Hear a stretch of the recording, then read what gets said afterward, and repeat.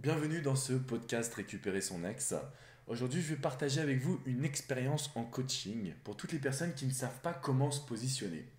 Aujourd'hui, j'avais Xavier au téléphone, un jeune homme très sympathique, qui m'a demandé: Alex, je comprends pas. Un coup, tu me dis de plus communiquer, après, tu me dis de recommuniquer avec mon ex. Comment faire exactement pour pouvoir avancer? Et ce que j'ai compris à travers cette réflexion, c'est que vous avez du mal des fois à anticiper les avancements dans votre reconquête. Ça veut dire quoi? Ça veut dire qu'aujourd'hui, dans votre reconquête, vous avez tendance à être sur un mode binaire.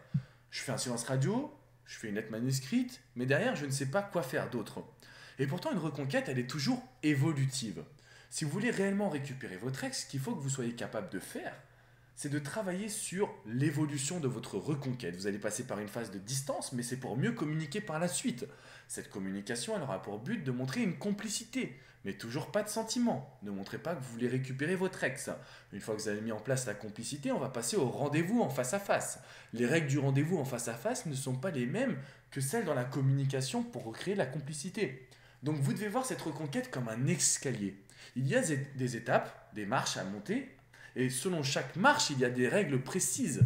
Donc, ne soyez pas surpris ou surprise si vous lisez un article qui vous demande de faire un silence radio, puis un deuxième qui vous dit de recommuniquer, parce que chaque marche, chaque étape a ses propres spécificités.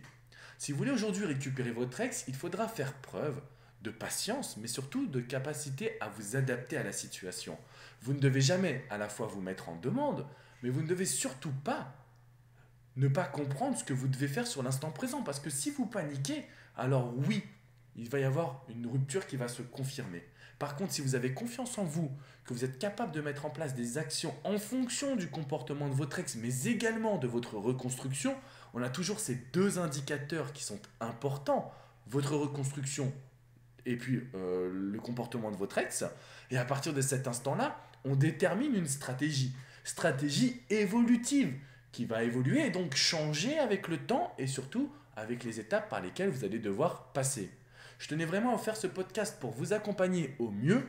N'hésitez pas à me poser toutes vos questions dans les commentaires. Abonnez-vous à ma chaîne YouTube. Rejoignez-moi sur Facebook Alexandre Cormon, coach ou auteur. Et sur mon site internet alexandrecormon.com. A très bientôt les amis. Ciao.